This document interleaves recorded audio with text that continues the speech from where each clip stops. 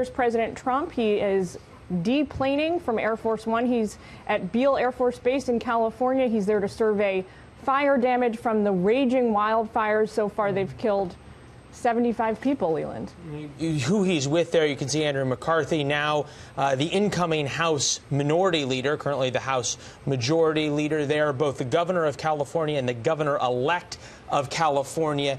Here he's going to be visiting the town of Paradise, California, which, in the words of Kevin Corke, our White House correspondent who is there, it is basically a moonscape, in his words, that there is quite simply nothing left. It has been burned fully to the ground. That is what they call the campfire there, which has now been contained by about 50% or so.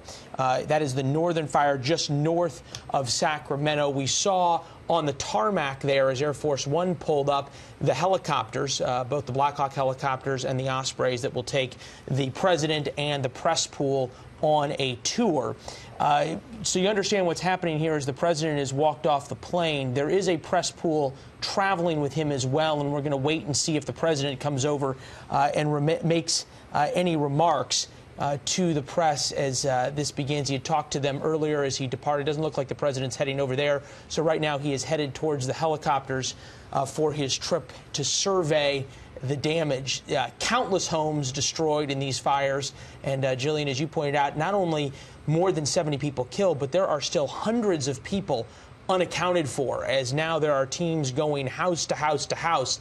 And this is one of the things the president is going to see, searching for people who were not able to make it out. In some cases, there was one way in, one way out, and people just couldn't make it. If you talk, Leland, to the firefighters and first responders on the ground in these types of situations where they face the aftermath of natural disasters, or I don't know if you can actually call this the aftermath, they're still blazing, but this is now part of the hardest task, going and finding people, finding the remains of families and figuring out who is what, figuring out which of those more than 1,000 people missing might eventually enjoy, being reunited with their families and which have passed away. It's a tough, arduous, grueling task ahead of them now. So it's the next 24 hours is going to be painful for folks on every side. Hopefully President Trump being there will give them, a morale boost. Yeah, well, we know the president's going to meet with a number of the first responders and thank them for their efforts. This is the helicopter that the president will then get in. He got in there with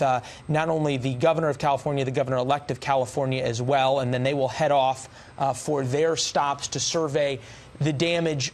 The other part of this, Jillian, for the first responders who are dealing with this is that fire season continues. We heard from Adam Klotz that the winds are going to pick up through this weekend.